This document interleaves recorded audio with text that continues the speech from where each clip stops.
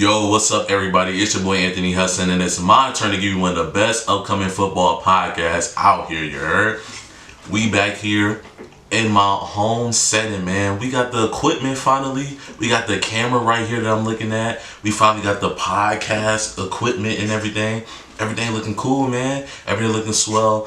This will be the new media room that I basically, man, y'all should have seen it before. There was so much junk in here, so much not trash, but so many clothes. I moved all of it downstairs to make this the media room. I'm gonna add some more posters. I got the LED lights right now, and y'all can see my clean and just lovely looking face right in person, man. Like, this, look at your boy. Look at your boy moving up in the world and everything. Like, look at this, man.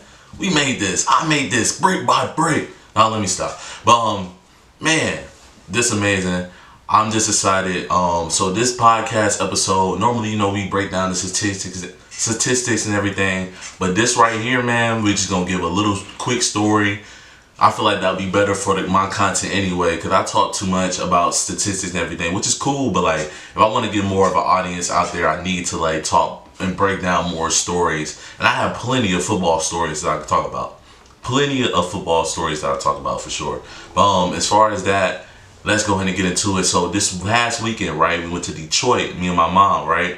We went to Detroit to see the Michigan Panthers play the St. Louis Battlehawks. So two teams that you probably never heard of before. They both play for the UFL, right? So the UFL, if you don't really know about it, the USFL, which is a spring football league, and then FXL, which is another spring football league, they merged together to make the UFL. The Rock, Dwayne Johnson, is basically like the not poster child, but he's basically like the image for it, the icon, the face, the face of the whole entire league. There we go, that's better.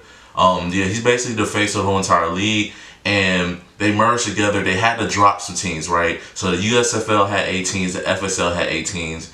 Both teams had to drop 4 teams from both of their leagues to combine to make the UFL. So the St. Louis Battlehawks are in the FXL, and then the Michigan Panthers are in the USFL.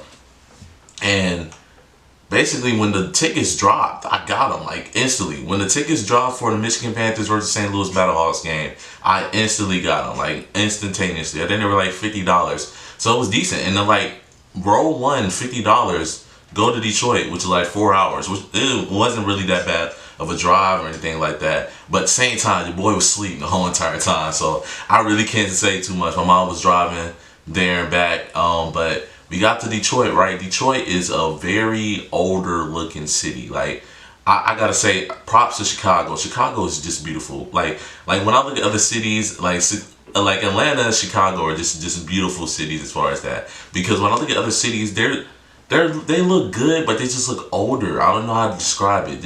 I don't know if it's the architecture or the skyscrapers. They just look older. Like when I went to St. Louis looked older. It still looked good, but it looked older as far as that. Milwaukee was like a smaller Chicago, which is, I guess, a compliment in that case. But as far as Detroit just looked old, not raggedy, but just old and retro looking. Just old and retro. But the best part about it, the black culture and everything was just there. It was lively for sure.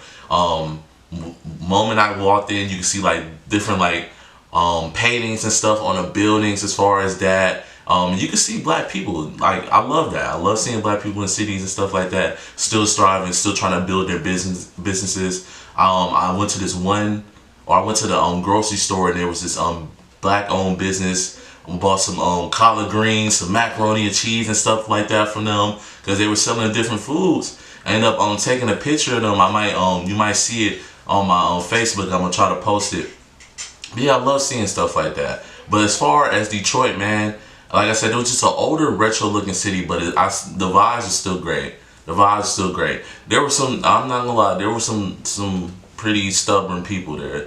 And for every 2-3 people, good people that you met, there was always one person that was like, why you acting like this? But other than that, it was cool. But yeah, we got in Detroit, got to the hotel, went to the grocery store, like I said, and then we tried to get the clear bags so I could put my camera and everything in there, but we ended up not getting the clear bags. Turns out I could have brought my camera regardless, but we walked in the stadium.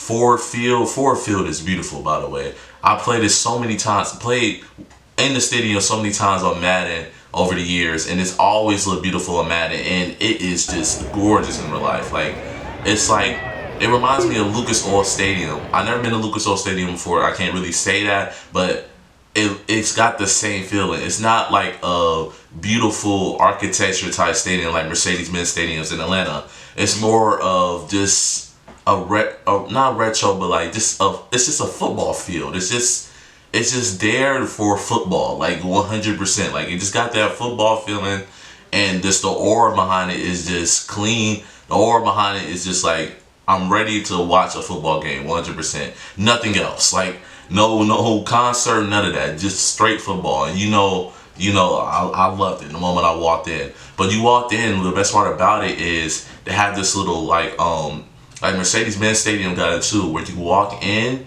and you can see the football field from this little like area that's open up so you can see it. Not every football stadium has that. When you walk, most of the times you walk in, you just see the concession stands, or you could see like the little tunnel that you go into, but it's a wide open this area to where you can see the football field and see everything that's going on. Now, when I walked in, of course, it was blocked by the Michigan Panthers little line that they had, which was pretty dope. But other than that, it was just a great stadium, just great vibes. There's no moment I walked in there. But yeah, me and my mom walked in there. I got a Michigan Panthers shirt. I'm not wearing it right now. I should have worn it. That would have been smart. But but yeah, I had the Michigan Panthers t-shirt and everything. I'll probably show at the end of this. But yeah. But basically, I got that. We walked in, walked around this stadium and stuff like that. Got some food, but we didn't sit down in our seats till like maybe like towards the end of the first quarter. My mom, I love my mom, but she's like the slowest walking person on earth. And I'm not even trying to be mean, nothing like that. But I'm just like, Mom, I'm trying to get to these seats. I'm trying to watch this game and stuff like that. But we finally got down to my seats. She sat up there in like the little top row because she didn't want to walk down the stairs. Because there was like 40 flight of stairs. So you got to go all the way down because we was on the very first row of the stadium. So I walked down there. I got to like row 18, and I stopped because I didn't want to like get in front of anybody in that first like 20 row section. So I stopped at like 18 or something like that. So I sat down, and then when the second quarter came along, I sat down and went to the first row, and I could see everything. Y'all. It's just amazing. Like, there's so much stuff that goes into the production of a football game. So much. Because it was on Fox Sports. So, same thing that you see on NFL. So much that go in the production of a football game. Well, first of all, the cheerleaders wasn't there. Let's get that out of the way. The cheerleaders wasn't there. It was kind of weird. They said they had cheerleaders there last year, but they didn't have them none this year. That you have basically the production team. You had the UFL team and the Fox team, right? The Fox team were basically doing like the actual camera crew that you see on TV. Like, I never seen it before. It was a dude with the car, and it was connected to another dude like that's up 10 feet in the air, and he's the one doing the sideline camera. I'm just like, oh, that's how they get the sideline shot. And then you see the camera across the zip line doing the actual shot on the field. And it's just like, oh, okay, I've seen that in Madden before, but I never really like paid attention to that in real life or nothing like that. But yeah, you see that shot, and it's like, oh my God, like all of this stuff that's put together. Then you even look at the UFL. They was on the sidelines. There was this lady with this pink vest, and she had two phones, and it was like, oh, okay, she's probably doing the social media. And I looked at the recent like video that was posted, and I saw where she was shooting from, and I'm just like, oh, okay, she's in charge of the social media. And everything was just like, there's so much production into it, and I just love it because, I want to do that. I want to do sports journalism, and broadcasting, all of that is a part. They all go hand in hand with each other. So seeing that, it's just like, man, that's really dope. Like, to see how much production goes into an actual football game. But as far as the football game, man, the vibes were lit. The dude behind me, I don't know what his name was, but he was lit the whole entire time. just comparing the Detroit Lions and Michigan Panthers, and saying bad things about like the Lions, stuff like that. Oh, how bad it is to be a Lions fan. I'm like, bro, Lions went to the NFC Championship this year. You can't say nothing bad about the Lions no more. But as far as that, like I said, the vibes are great. Everybody was just cheering. St. Louis Battlehawks fan, they lit, man. They are really excited to have a football team. Like, you could definitely tell they're excited to have one, because their fan base was actually live. Like, they actually had a decent fan base.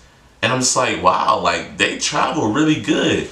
I don't know how long, probably like 6 hours away from St. Louis to Michigan, or to Detroit. But they traveled really well as far as that. But both teams, Michigan, we was live too, man. We was live too. We was cheering and everything. There wasn't that much cheer about, but we can go into that right now. There was not that much cheer about that whole entire game. Michigan Panthers just looked sloppy overall. As far as that, they couldn't get the run game going with Hill. He couldn't get it going. When they tried it, there was just a lot of like 3 and outs, just a lot of just inconsistent play. Yeah, Perry got the 2 touchdowns that the Michigan Panthers scored that game, and they were both off of runs. So I mean, hey, whatever it takes to score at this point. And it definitely boosted up his confidence when he was seeing that nobody was getting open, so he just stepped up and had to do it himself. But as for the St. Louis Battlehawks was the same exact way, man.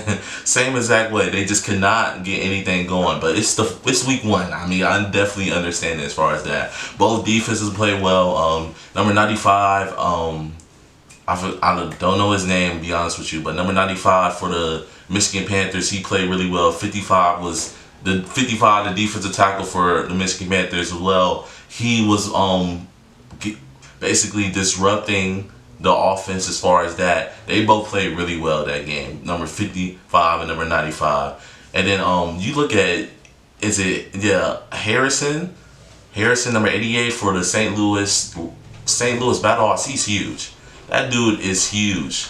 As Hakeem Butler, there we go. Hakeem Butler. That dude is huge. But they should have gave him more targets as far as that, because he was getting open. But then they finally, the last play before the Michigan Panthers got their final drive, AJ McCarron basically threw it to number 3 twice, and number 3 snagged the same quarter twice.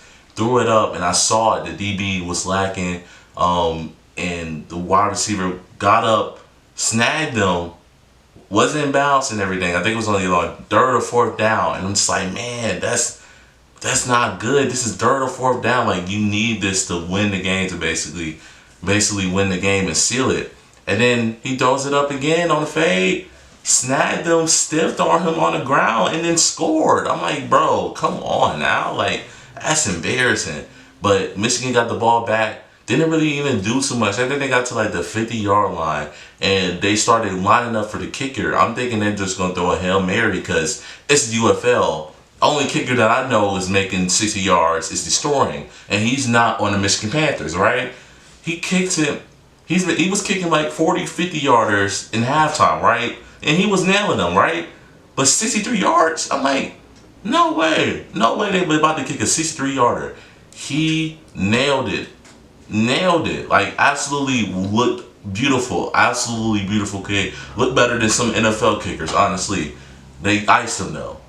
And I'm just like, dang, they iced him. It might not work out again. He did the exact same kick again and nailed it again. I'm like, bro, why are you here? You used to be on an NFL roster right now.